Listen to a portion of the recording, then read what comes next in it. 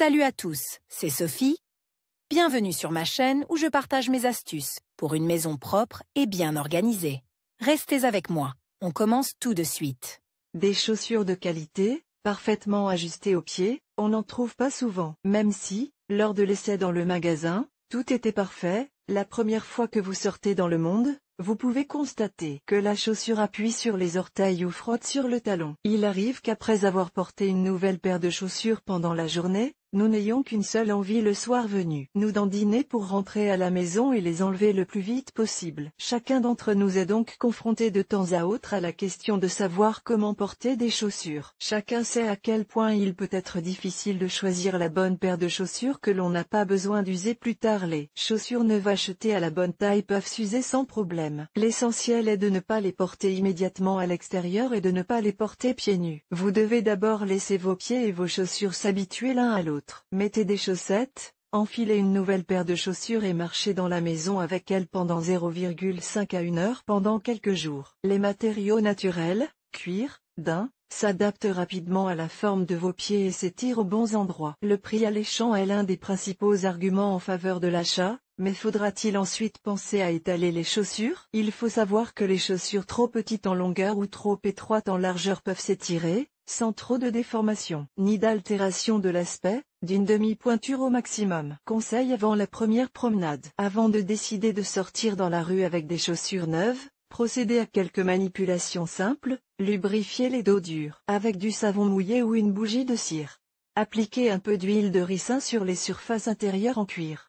Prévoir un pansement et une paire de chaussures confortables de rechange. Collez le plâtre à l'avance aux endroits où la peau de vos pieds risque le plus d'être abîmée pour porter des chaussures serrées. Il est parfois nécessaire de prendre des mesures supplémentaires pour soulager l'inconfort et accélérer le processus d'étirement. Les principales méthodes pour porter des chaussures à la maison. Toutes les méthodes proposées sont conçues pour remplacer les longs et pénibles efforts d'étirement de vos chaussures par des moyens improvisés. Il convient de noter qu'elles sont efficaces pour les chaussures en matériaux naturels.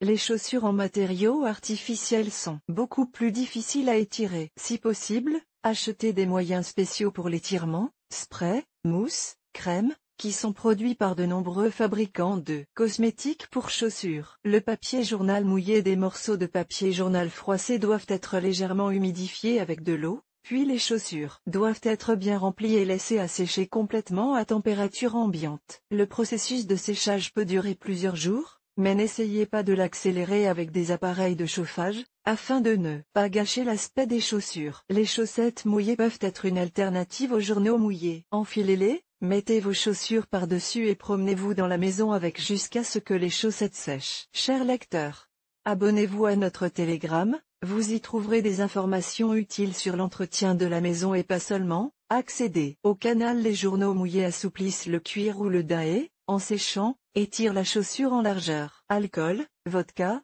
eau de Cologne et les liquides contenant de l'alcool ramollissent le cuir et le rendent plus souple, ce qui permet de porter rapidement des chaussures serrées. Il est préférable de ne traiter que les surfaces intérieures, ce qui est particulièrement important pour les chaussures en cuir lisse. Et les chaussures vernies. Vous pouvez utiliser de la vodka ordinaire, sans additifs, une solution d'alcool, en proportion 1:2 avec de l'eau, ou de l'eau de Cologne. Il est conseillé de vaporiser à l'aide d'un pulvérisateur, d'humidifier un coton-tige et d'essuyer la surface intérieure ou même en imbiber les chaussettes et les chaussures. Marchez dans les chaussures traitées jusqu'à ce qu'elles soient complètement sèches, et si vous n'avez pas le temps, après les avoir hydratées avec des liquides alcoolisés, rembourrez les chaussures avec du papier ou des journaux froissés et secs. Utilisez l'alcool pour assouplir les chaussures avec prudence, car il peut entraîner une perte d'éclat et de brillance, ainsi que des fissures dans le revêtement extérieur. Bière et vinaigre pour porter des chaussures en daim ou en tissu, une solution de bière ou de vinaigre à raison de 100 ml de vinaigre de table, 9%, pour 250 ml verre, d'eau est plus appropriée. On mouille les surfaces intérieures ou les chaussettes,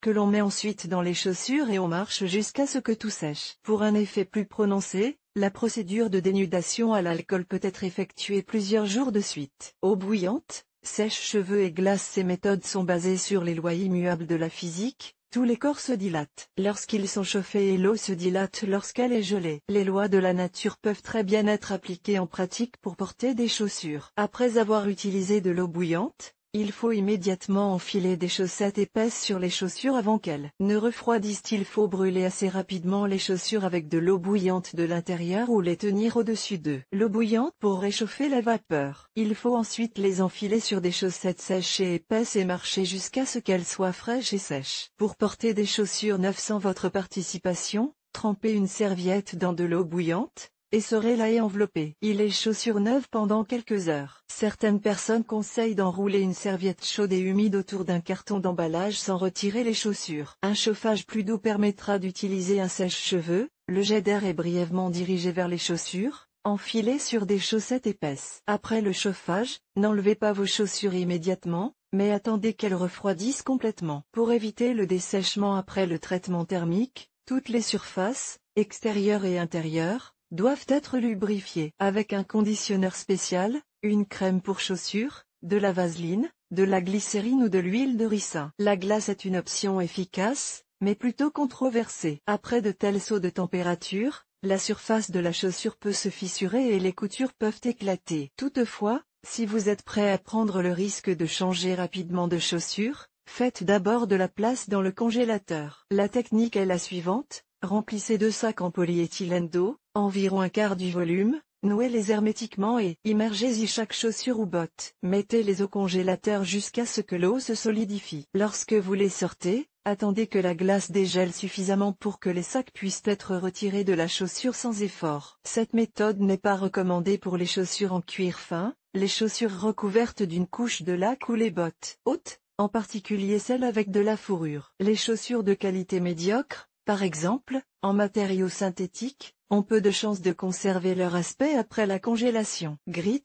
recette de cowboy, un moyen éprouvé d'étaler les chaussures en cuir, en particulier les tibias serrés des bottes, consiste à utiliser n'importe quelle céréale, qui a la propriété de gonfler sous l'effet de l'eau et d'augmenter de volume. Pour les chaussures épaisses et grossières, il suffit de verser des céréales et de les remplir d'eau. Pour les chaussures en cuir délicat ou en daim, il est préférable de mettre les céréales et l'eau dans un sac et de le fermer hermétiquement, en laissant un espace libre à l'intérieur. Les sacs de gruau sont placés à l'intérieur de la chaussure, si l'on veut étirer la chaussure en longueur et en largeur, ou laisser directement dans la tige. Pour étirer la tige, il est préférable de placer les bottes à l'horizontale, en ayant préalablement fermé toutes les fermetures à glissière et les crochets. Dans le cas de bottes ou de bottines lacées, ne pas serrer les tibias à fond. Le grain est laissé à gonfler pendant 8 à 10 heures pendant la nuit. Pendant ce temps, il augmente considérablement de volume et étire vos chaussures de l'intérieur. Après l'étirement du grain, les bottes ou les chaussures doivent être enfilées et portées pendant un certain temps, afin qu'elles prennent la bonne forme sur votre pied. En appliquant les grains,